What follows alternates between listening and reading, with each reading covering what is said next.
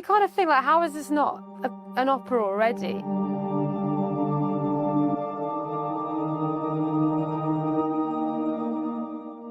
It's just the most amazing story that no one's ever heard of. This group of councillors who did this crazy thing. I can't imagine any politician doing that now.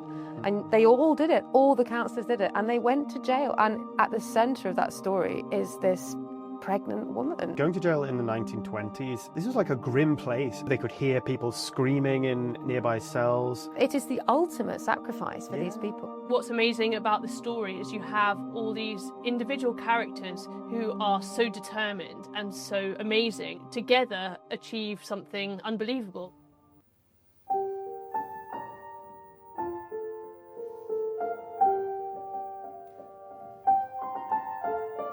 Flour soft and light, a pinch of salt,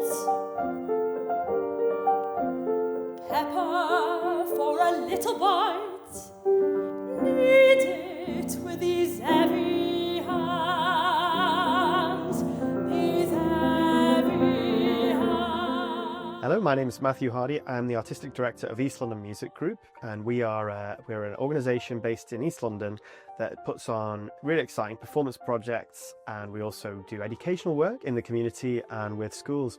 And we've been going for about 10 years, and this project is going to be our biggest one yet. The reason why we've got this short pitch video is that we've got an absolutely amazing project which we really want to bring to the world, but we are simply not going to be able to do it unless we get the adequate support to do so, which is the support which is going to basically employ loads of great professional creative musicians, and obviously Lucy and Olivia to help us put it all together. Hours of toil, and the scraps, whatever we've got, it's coming to a boil. Always hungry mouths to feed, enough's enough, never getting what we need, enough's enough. This is a story for our times because we're looking at 1921. We've just had the end of the First World War. You know, the whole country's been promised a land fit for heroes. A lot of unemployment is just like a constant stress on the people of Poplar. That is kind of what is at the core of this. The government is not dealing with the unemployment crisis. The Poplar Board of Guardians, they say, well, we're going to do something about this. And what they say is, well, we won't pay the tax that is due to the metropolitan authorities. We're going to keep that, we're going to spend it on our people. It's just the most amazing story that no one's ever heard of. This group of councillors who did this crazy thing, they just refused to pay their tax bill. They went to court, and when they were told, well, you'll go to jail possibly for the rest of your lives, they said, yeah, that's a sacrifice worth making. The thing that strikes me so strongly is like this level of bravery in public office, which it just seems to be completely absent from our kind of current political climate. They flew in the face of anything that had ever been done before. And that's kind of what makes the story so compelling and so interesting, is these are ordinary people working together to achieve something completely extraordinary. And at the centre of that story is this pregnant woman, and she says goodbye to her 5 or 6 children and her partner, and she goes to jail. It's amazing.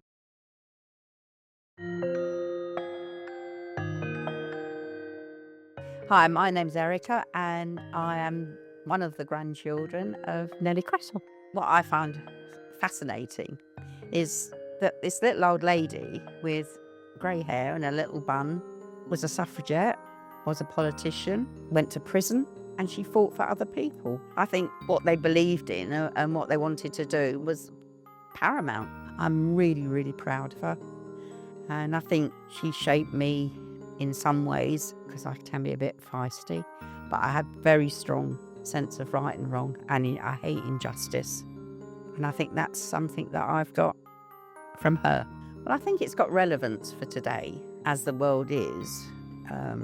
We have to stand up and fight for what we believe is right. And I think the opera is a way of conveying this to an audience that wouldn't necessarily have known about it. Going to jail obviously is bad at any point for anyone, but going to jail in the 1920s, this was like a grim place. Like, the food was inedible, the conditions were appalling, and for example, the women who were in Holloway prison, they could hear people screaming in nearby cells. And she actually refused to leave jail. This is the strength of determination of these people. I think there are 5 of the councillors whose health was, or at least whose stay in prison was attributed to the decline of their health, which then led to early deaths. They really put everything on the line to make the world a better place, to make the system fairer.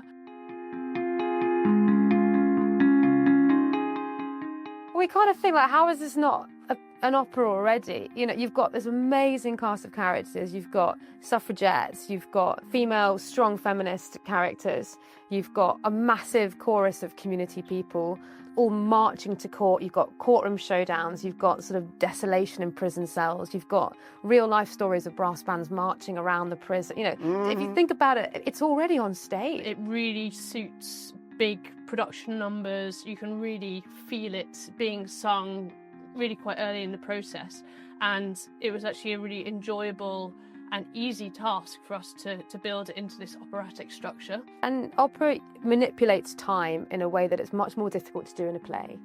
The amount of time it could take Nellie to say, I'm feeling frightened. We've kind of covered it now. You could give her a little bit of a monologue, but really you're giving her 20 seconds, whereas we can really explore all the complexities of what that actually means in a 4-minute aria. And so the power of hearing lots of people singing, it cuts through to something deep emotionally within us. This is part of living memory. I think we have this community chorus that will be involved. And the people who will sing in that chorus, in some cases, are very likely to be the actual direct descendants of people who would have gone to that protest outside that prison. We're in front of the Poplar Rates Rebellion mural that celebrates the bravery of the George Lansbury and the other 30 councillors that stood up and went to prison in protest against an unjust system, including Nellie Cressall. There's a street named after Nellie in Tower Hamlets, but that doesn't really tell the story of the woman. It tells her name, but what does the name mean? And the opera brings alive a celebration. East London and the community has got a unique energy. I think people like Nellie Cressall didn't build themselves up as heroes, didn't expect to be statues made of them. And the story of Nellie Cressall is one really of a hero that we should be celebrating in terms of living those values, standing up from defiant, strong, resilient, not willing to be kowtow to those that seem to be better, fighting the cause, standing up for what she stood for, and an inspiration to us all. Ordinary people can make a difference. I think you should get across. These are ordinary people. They're not lords, they're not ladies. They're just ordinary, working class people that had made a change because it worked. The real beating heart of this piece, it's the chorus, it's the community, and to have something, to be able to write a piece that really includes a big chorus singing their hearts out for change. Nellie stood up for her community when they needed it most, proving that ordinary people can change the world. Today, that message has never been more important. We've already secured the major institutional backing required to get a project of this size off the ground, but to maintain this momentum for our 2028 premiere, we need you beside us. Whether you can make a contribution today or simply share this film, your involvement is vital. Help us bring Nellie's voice back to Poplar.